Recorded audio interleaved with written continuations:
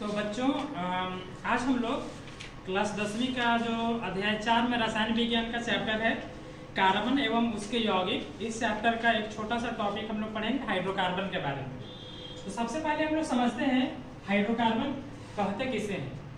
तो कार्बन एवं हाइड्रोजन के मिलने से बनने वाले यौगिकों को हाइड्रोकार्बन कहते हैं। क्योंकि हम सभी जानते हैं कि कार्बन एक ऐसा तत्व है जिसके यौगिकों का संख्या सबसे अधिक है। इसके दो कारण हैं, एक है श्रृंखलन एवं दूसरा चतुर्थ संयोजकता। श्रृंखलन में हम लोग जानते हैं कि कार्बन दूसरे कार्बन परमाणुओं के साथ जुड़ सकता है आसानी से। यह बहुत अधिक कार्बन परमाणुओं के साथ जुड़कर यौगिक का निर्माण करता है। साथ ही साथ इसका संयोजकता 4 है, इसलिए 4 स्थानों पर दूसरे तत्वों से जुड़ सकता है। इस प्रकार कार्बन की यौगिकों का संख्या बहुत ही अधिक है और कार्बन हाइड्रोजन के साथ में मिलकर बहुत अधिक यौगिकों का निर्माण करता है, जिसे हम लोग हाइड्रोकार्बन कहते हैं। तभी हम लोग हाइड्रोकार्बन के बारे में पढ़ेंगे, अर्थात कार्बन एवं हाइड्रोजन से मिलने वाले यौगिक ही हाइड्रोकार्बन कहलाते हैं। तो बच्चों, हाइड्रोकार्बन मुख्यतः दो प्रकार के होते हैं। एक को बोलते हैं संतृप्त हाइड्रोकार्बन, दूसरे को बोलते हैं असंतृप्त हाइड्रोकार्बन।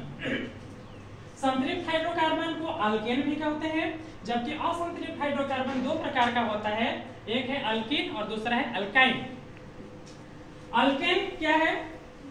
संतृप्त हाइड्रोकार्बन या अल्केन, पहले हम लोग इसके बारे में चर्चा करते हैं।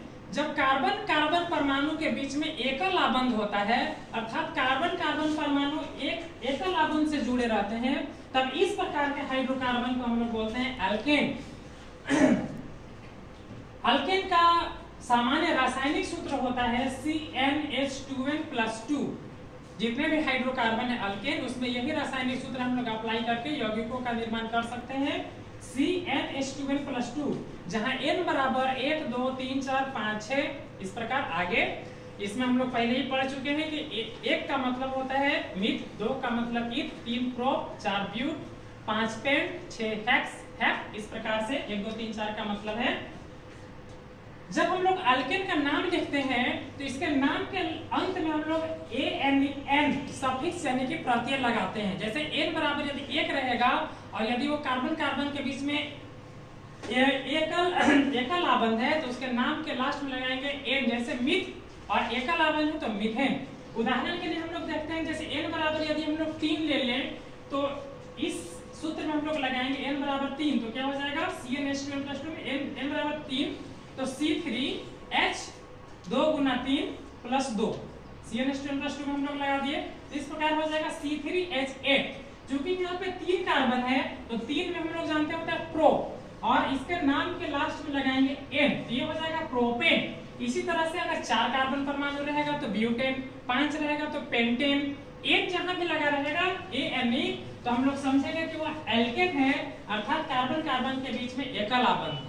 तो ये हम लोग चर्चा की अल्केन के बारे में। अब हम असंतृप्त हाइड्रोकार्बन के बारे में अब हम लोग समझेंगे। असंतृप्त हाइड्रोकार्बन दो प्रकार का होता है, एक एल्कीन और अल्काइन।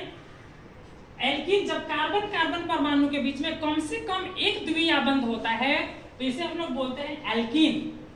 कार्बन परमाणु के बीच में कम से कम एक से अधिक भी द्वितीय आबंध हो सकता है, लेकिन जब कम से कम एक भी हो तो उसको हम लोग एल्कीन बोलेंगे।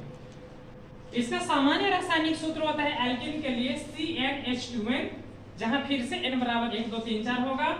और जब हम लोग इसका नाम लिखते हैं तो नाम में प्रत्यय लगाते हैं ENE, इन। जैसे उदाहरण के लिए हम लोग लेते हैं, अगर n बराबर हम लोग 3 रख लें तो और इस सूत्र में लगाएंगे C3H2n, तो क्या हो जाएगा C3H 2 के जगह पर 2 और n के जगह पर फिर से 3 लगाएंगे तो ये हो जाएगा C3H6। तो चूंकि कार्बन एटम कार्बन परमाणु यहाँ पे 3 है, इसलिए 3 में हम लोग प्रोप बोलते हैं, और चूंकि इसके लास्ट लगाते हैं इन तो यहाँ पे हो जाएगा प्रोपीन। क्या हो जाएगा? प्रोपीन। इसी प्रकार यदि 4 कार्बन परमाणु रहे तो ब्यूटीन, 5 रहे तो पेंटीन, 6 रहे तो हेक्सिन, हेप्टीन, ऑक्टीन, नॉनिन। इस तरह से जिसके भी लास्ट में इन लगा रहेगा तो हम लोग समझेंगे कि वह एल्कीन है।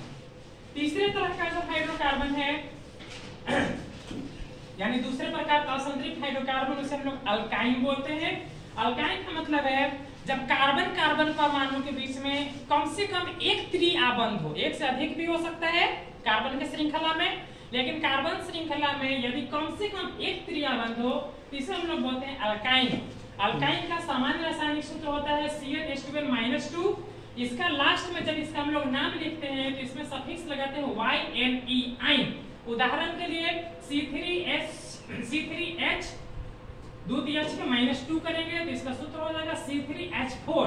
क्योंकि कार्बन परमाणु 3 है इसलिए इसे बोलेंगे प्रोपाइन, आइन लगेंगे YNE प्रोपाइन। 4 रहेगा तो ब्यूटाइन।